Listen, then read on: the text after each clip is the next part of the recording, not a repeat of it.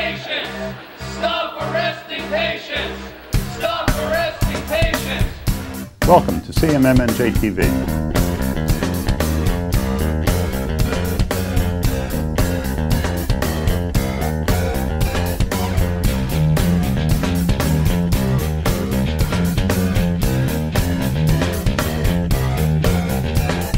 Every 42 seconds, someone is arrested for marijuana. I'm Ken Walski, Executive Director of the Coalition for Medical Marijuana, New Jersey. The mission of our organization is to educate the public about the benefits of marijuana. Marijuana is a safe, effective, and inexpensive therapeutic agent for a wide variety of diseases, symptoms, and conditions. No patient should suffer needlessly without it, and no patient should ever go to jail for following the advice of a doctor. Join us and learn more about the exciting science of medical marijuana. Welcome to CMMNJ TV. I'm Ken Walski, Executive Director of the Coalition for Medical Marijuana, New Jersey. I'm here today in the Princeton Community TV studios with an expert in medical preparation or medicated edible preparations, Amanda Hoffman. Amanda, thank you so much for coming today. Thank you, Ken. So, what do we have here today, Amanda? Well, I did bring a whole smorgasbord because what I love about edibles and marijuana in general is that it can be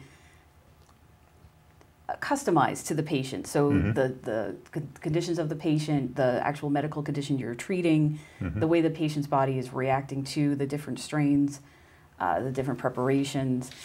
It's almost like designer. It can be very customizable from the strain that you use to the extraction method that you use to the final product that you actually ingest. And it's so versatile. So I brought a lot of different materials. So now, obviously most people are probably familiar with the inhalation method of cannabis, which is either smoking or vaporizing. And that has the advantage of rapid onset of action, but it has the disadvantage of a shorter duration of action.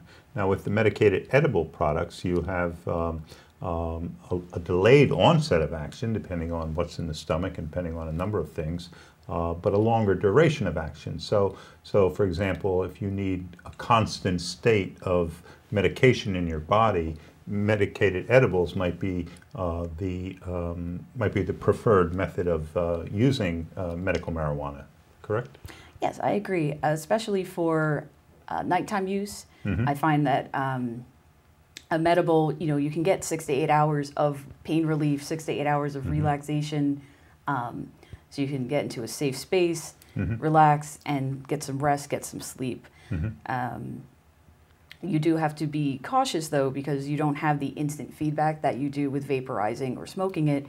I always recommend low and slow. Start low, see how you feel in an hour to an hour and a half, maybe ingest a little more if you feel the need to, but take it very slowly, because when it does build and it does hit, you can't uneat what you've eaten. Is it ever advisable or necessary? Are there any cautions to using edible products in conjunction with inhalation?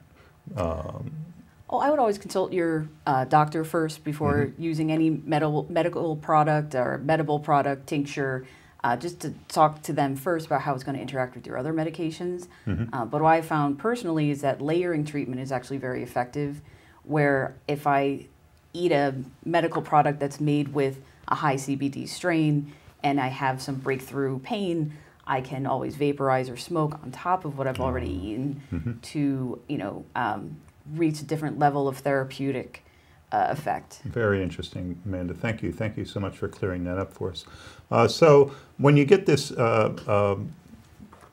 leafy product from your dispensary, then it's up to you to take it home and make it into an edible product. So tell us how you do this, Amanda. Well, I started very basic. I would go and get the bud form and break it up by hand, either with a grinder, or I actually had a little food processor dedicated to this purpose.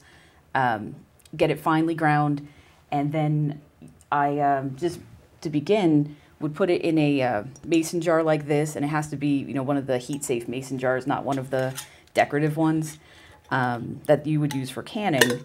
And when I started, I would extract into butter. So you want to use like unsalted butter. If you can get organic butter, that's the best. But I just use any kind of butter that I can afford. I usually do a 1/4 ounce per stick of butter. So I know it's hard for patients since it's so expensive. Sometimes you look at these recipes online and they're talking about using an ounce of bud, and that's $500. So you can always start with just, a 1/4 ounce and a stick of butter in the jar, ground up with the butter. Then you can put it in just either a crock pot, put like a tea towel down in the crock pot, put your container in with your bud and butter, some water, cover the top with some tin foil to keep it in place and kind of wedge it under the lid, and then just sort of let it simmer for a good couple hours. I think the minimum you'd want to do is 4. You could leave it for up to 24 hours. Every once in a while you take it out, just swish it very gently. It's going to be very hot, and then just kind of let it work. And what'll happen is the THC and the CBD is fat soluble, so it gets drawn out of the plant material and into the butter. Then you strain it either through cheesecloth or one of these deals, or some folks I know also use pantyhose. Strain it to another container like this, and then you put it in the refrigerator, and 24 hours later you pop it out and you have a little disc of medicated butter. Is this the decarboxylation? Is that what this is that we're talking about, or is? Well, this actually kind of skips that extra decarb step. What it does is during the heat process in the crock pot, or even if you simmer it on the stove in just a normal pot, the heat and time will work on the THCA and CBDA, the acid forms that are not psychoactive, and convert them into THC and CBD. When you smoke marijuana or vaporize marijuana, the heat of the fire or the heat of the vaporizer is doing that process for you. So when you're making edibles, you have to compensate for the effect of heat and time to transfer those acid forms of THC and CBD into the active forms. But a little bit of THCA and CBDA is also good for you. They have anti-inflammatory properties on their own. And depending on what you're treating and what your focus is, I don't think people should be overly concerned with converting all the THCA into THC, because eventually what happens is there's diminishing returns where the THC then also converts into CBN, which has more of a sedative effect. So depending on how long and how high the heat is, you'll then start degrading your THC into a different cannabinoid that you might not be looking for. I'd say just to begin, to keep it simple and just to get started, and then you can always expand from there. Now, that's not the typical way that we would classify the strength of marijuana, at least historically. Historically, it's been classified from, say, 1% to 20 or 30%, even more, as a percentage of, I guess, the other components in the marijuana. So, but obviously the THCA is 29%, but that doesn't really correlate to 29% THC. So it would be somewhat less than that somehow, but it doesn't really say what the actual THC content would be, or does it? Maybe it differs depending on how you use it. Yeah, I don't think you're getting a full 100% conversion THCA to THC, no matter what method you're using. So I try to, estimate and ballpark the range. Like I don't know exactly how many milligrams are in whatever the finished product is. And as a patient, we don't have any access to testing. So whether we're making tinctures or edibles or other forms of extraction, once we have the finished product, we sort of have to go by feel. So I'll try to estimate based on, how much I put into the butter, then how potent that butter will be, and then how many servings I get of the actual finished product. Try to keep in mind like what the maximum might be in there, so I can be careful not to overindulge or ingest too much, like a Maureen Dowd situation. Right. But it has happened because you're your own guinea pig in a lot of ways. Yeah, it's trial and error, without having dosages available to you. Right, and it also depends on what other foods you've eaten that day, whether you're on an empty stomach, and then actually what you use to extract your cannabis into. Generally, I've used butter. Lately, I've been using the coconut oil. So this particular brownie is made with the Harlequin strain. It's GSD's high CBD strain. It still has about 15% THCA listed on the label. So it's not CBD only. And I think you do need the balance between the THC and the CBD for just about any condition that you're trying to treat. But what's good with the coconut oil is it actually has a higher saturation point than the butter, so you actually extract more of the active ingredients from the cannabis into the oil, and then you can use less of the oil in your final product. So this only took 1/3 of a cup of the coconut oil. This is just a box mix. I mean, this was nothing fancy. The Ghirardelli there? Yeah, just a box mix. Just substituted the 1/3 cup vegetable oil with a 1/3 cup of my, cannabis-infused coconut oil. Got 16 brownies out of it. And for me, this actually came out a lot stronger than I expected. So I made very small brownies. Originally at 16 servings. I could probably cut that down even in half for me at this moment. Part of what I'm looking for is the CBDs to help control inflammation in the gut. So other patients might need a higher dose than I do for what conditions that they're trying to treat. But what I like about the edibles is it goes through the body, and the liver actually converts the delta-9 THC into 11-hydroxy THC, which is also, I think, harder for the body to break down, which helps part of the reason why it lasts longer, and it crosses the blood-brain barrier faster and more efficiently than just delta-9 THC. So what happens is when you eat the edibles, you're not only getting your normal THC, but you're getting this other form of THC that's actually converted by the liver that I think has different treatment effects than just THC alone.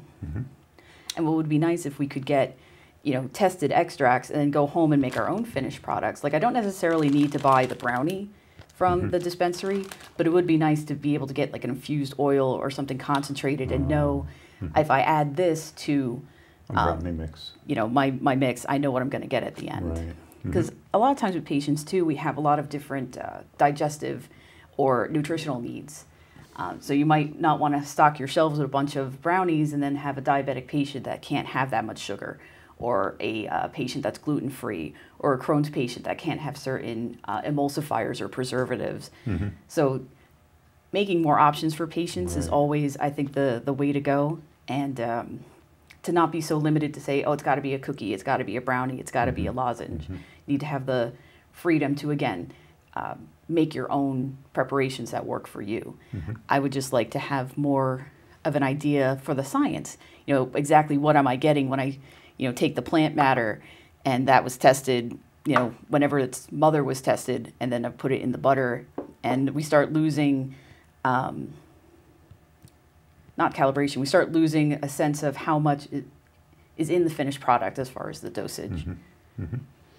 Yeah. So basically, the coconut oil is just a substitute for the butter in the crock pot when you make that infused oil.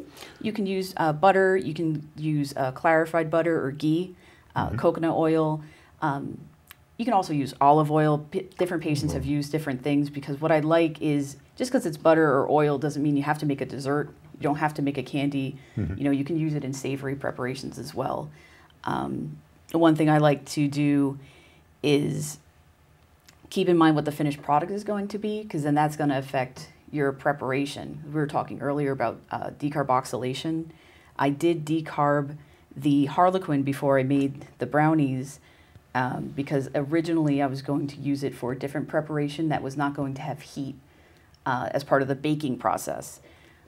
When I make the butter and use it for caramels, I have to get the caramel up to 250 degrees. So the recipe is doing some of the decarbing for me.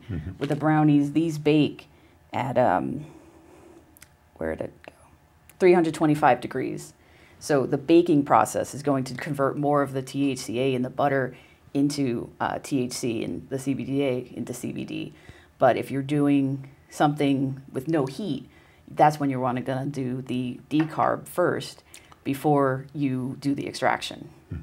And the no heat is an oil, for example. Or an alcohol tincture. Sometimes you'll take the When you bud. say extraction, that's what you're talking about, extracting the alcohol from the mixture? Extracting the cannabinoids from the botanical Okay. plant matter. Okay. And you have a magical butter machine. Is that just an alternative to a crock pot, or is it more to it than that? It does a little more of the work for you. You don't have to pre-grind, and you don't have to necessarily decarb. Again, it depends what your final product is going to be. I started with the crock pot and the mason jar method to help keep some of the smell down. I live in an apartment with a roommate, so I have to be considerate of my neighbors. The magical butter machine keeps the smell contained until you go to strain it. And what's nice is it has this sort of immersion blender part where you put the butter in or your oil and then the whole bud. You don't have to pre-grind it, and then it takes care of the rest for you. It has different time settings and heat settings, so you sort of turn it on and let it do its thing. It has lights that go on and it'll beep and let you know when it's done. So for, when I first started and I was flaring really bad with my condition, it was harder for me to, sit and babysit a pot on the stove. Right. So something like this helped make it a little easier to sort of dump in the ingredients and know that I wasn't going to, burn my $500 medication. Yeah. But it's not mandatory. It's just a nice option to have. How does it work for your bowel condition? I was able to get my ulcerative colitis mostly under control and pretty much in remission using edibles over the last year. My last follow-up colonoscopy, I had gone from 27 centimeters of active disease to only a centimeter of active disease. And part of that is the cannabis in partnership with traditional pharmaceuticals. I also take 6MP, and I see a gastroenterologist in New York who is interested and supportive, but because he's in New York, he can't participate in New Jersey and be my physician. But again, I worked with him, and the goal for me is to reduce the use of 6MP because it has so many side effects and long-term use. So the more I can use the cannabis to reduce my need for some of these really heavy-duty medications. Also, these medications have side effects that are helped by cannabis. 6-MeO has a tendency to cause nausea. Cannabis very obviously helps with nausea and helps with the overall inflammation in the gut because of the CBD. No, sorry, the CB receptors in the gut. The CB2 receptors in the gut are different from the receptors in the brain, and I don't have any studies for this yet. And I think it'd be an interesting place to start. But my feeling is that there are different receptors in the gut that respond more strongly to the 11-hydroxy THC rather than the delta-9 THC. Yeah. You're touching on the science of the endocannabinoid system, and right now scientists have identified 2 of the receptors for the components of marijuana, the cannabinoids, the CB1 receptor and the CB2 receptor. But that's not to say that there aren't other receptors that we just haven't identified yet, too. And there are many active compounds, not just, THC and CBD get all the press, but all the different terpenes, all the different lesser-known cannabinoids, things they're still identifying. I think it's a very fascinating frontier for research, and I hope the U.S. can catch up because you see what they're doing in Canada and in Israel, especially with PTSD and IBD in Israel. Yeah, I couldn't agree with you more, Amanda. It certainly is a fascinating field for research. It's an entirely new emerging science, an entirely new field of science, the discovery of an entirely new system in the body, this endocannabinoid system, like your circulatory system or your respiratory system. I mean, to me, it's that important, and yet when I was in nursing school, we didn't know anything about that. It didn't exist. It did not exist, or at least it was not identified, as having existing. So, and the same is true with other, with physicians and other healthcare professionals. We just didn't know anything about that. And even to this day, the endocannabinoid system is only mentioned in 13% of the medical schools in this country. So, 87% of the medical schools ignore this emerging science completely. It's hard for me to imagine. 2 ounces is the current limit in New Jersey, and how does that work for you, Amanda? I have never been able to afford my full amount per month. There's a lot of having to make do when you're talking $500 an ounce plus sales tax. So what I did to originally figure out how much cannabis I thought I needed, I looked at a study out of Israel where they took Crohn's patients smoking 2 joints a day and sort of tried to extrapolate from there what dosage I needed to try to get UC under control. Because Crohn's and UC are sort of like cousins in the same inflammatory bowel disease class. UC is ulcerative colitis, right? And so that worked for you, estimating what the two joints, and so that was how you came with what you needed. Yeah, even with my condition, I've been managing to work full time, but it's been very difficult. I've only able to medicate at night, so rather than trying to smoke 2 joints a day, I made the edibles so when I come home from work, I can medicate and sleep well, and in the morning I wake up refreshed and I'm ready to go to work. Almost immediately I had relief from symptoms of nausea, stomach pain, stomach cramping, the diarrhea and distension from the ulcerative colitis. It also causes bleeding. Within a couple of weeks, I had seen less blood, fewer trips to the toilet, less pain in general through using cannabis rather than the last decade of all the different medications that we've tried and not really been able to find anything that provided any sort of relief. At the time, I had been referred to surgery where they were going to do a complete colectomy, and I was very skeptical, but I figured, you know, this is an opportunity in New Jersey. We actually have a medical program. I could try it before we do something that is irreversible. And luckily, you know, through a little trial and error and learning from other patients, found something that works a lot better for me than anything I've tried in the last 10 years. Yeah, so, well, that's good to hear, and I hear that from so many other patients as well. And it's, you know, you're not the only one to say that marijuana or cannabis works when nothing else works. And you know, it's certainly true with Crohn's and ulcerative colitis. You know, you hear that so many times, and people do go for surgery. Surgery, you know, very major abdominal surgery, and yet a simple thing like cannabis could control their symptoms instead. So, I think it should be more of a, if not first line, then at least something that's tried in the beginning, rather than later on when you've already failed methotrexate and Remicade and Humira and all these other Tysabri with the black box warning about brain injury and brain infection. You have to wonder why it wouldn't be considered a first-line therapy for so many conditions now, Amanda. I mean, if it does no good, at least it does no harm. You know, that's what you're left with. Is there anything else here that is of interest to our viewers? Well, sure. Aside from the butter and oil, you can also do extractions into alcohol or vegetable glycerin. And you could do something like just a gummy candy. The other thing I brought for the beeswax and the cocoa butters, some patients do topical applications, so you can make creams and salves. Also in Crohn's disease, we have a lot of medications that are rectally administered. So there's been some research into using cannabis as a suppository. The absorption is different and it bypasses the liver, so you don't have that conversion of the delta 9 into the 11-hydroxy-THC. But with the portal vein right there, and especially with Crohn's and colitis, the disease activity is right there. So some patients use it for treating prostate cancer, colon cancer, anal cancer, as well as IBD, since you're right in the area. Now, do you also are you familiar with making the oils for various conditions that for the children with Dravet syndrome who the parents have to make oils out of alcohol and whatnot? Can you say a little bit about that procedure, or maybe you don't make that at all?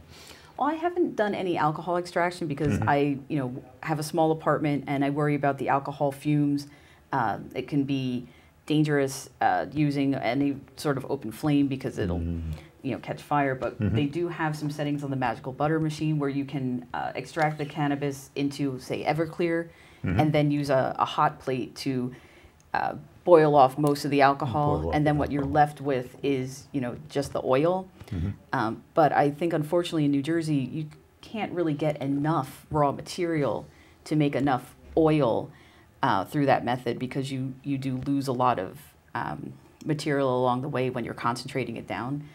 And I feel for patients, for parents of patients, that they can't test. You know, it's a little easier for me with a digestive condition. You know, I can estimate and experiment, and I know my own feedback. But when you're dealing with children, they really need something that's more precise. Precise, sure. exactly. Yeah, you want some really precise measurements, and we just can't get that. You make the preparation, and it's hit or miss. One thing I'm also interested in trying is they have, they're calling it a cannabis paste. So instead of doing an alcohol extraction, you pretty much grind up your cannabis as if you were going to do butter extraction, but you use vegetable glycerin. And then you extract it into the vegetable glycerin, and this way you don't have to worry about the alcohol, and you don't have to burn off any other kind of solvent, and it's actually safer to ingest, and you're not introducing alcohol into kids. But like you said, a lot of times the heavy-duty medications that these children are on, they're ineffective, they're harmful, and they have dreadful side effects.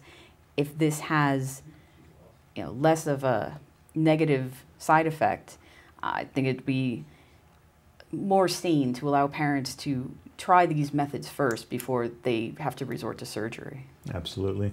Thank you so much, Amanda, for coming in today. Thank you. And being our guest on CMMNJ TV. And thank you for your interest in this subject. For more information about the Coalition for Medical Marijuana New Jersey, join us at our free public meetings on the second Tuesday of every month at the Lawrence Township Library in Mercer County, New Jersey, from 7 to 9 p.m. Snacks are served and all are welcome.